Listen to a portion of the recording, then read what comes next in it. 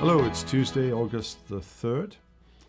We are in chapter 47 of this wonderful prophecy of Isaiah, and in chapters 46, 47, and 48, we're really being given a glimpse of the decline and fall of the Babylonian Empire, 150 years and more into the prophet's future. And yesterday we saw the promise, the threat, that God would exact vengeance upon Babylon, and that vengeance would have a name, and it would be called Cyrus, the Persian. And God would show them little to no mercy.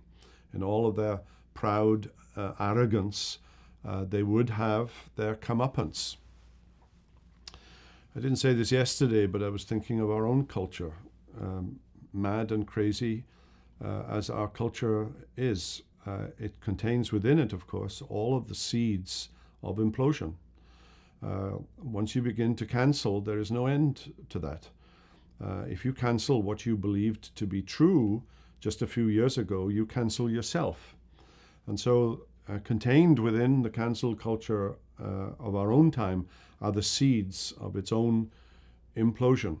And I think Isaiah the prophet in chapter 47 is giving us just a little glimpse of that. Now, if there's vengeance in verse 3, there's the very opposite in verse 4, and that is redemption. Our Redeemer, the Lord of hosts is his name, is the Holy One of Israel. The one exacting vengeance upon his enemies is one at the same time, the Redeemer of his people. Now, what does Redeemer mean? And in the Old Testament, the Redeemer is one who pays the ransom price to set the captives free.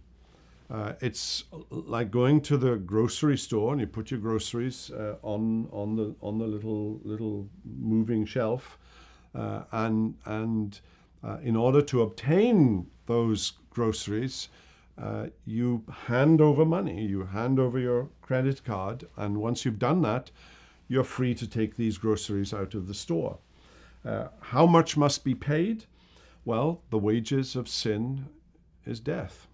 And for our redemption, just as for the redemption of God's people in the Old Testament, the ultimate price is death, the substitutionary death of our kinsman redeemer, the Lord Jesus. And redemption is also associated with the idea of the next of kin.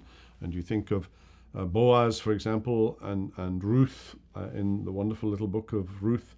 He was the kinsman redeemer.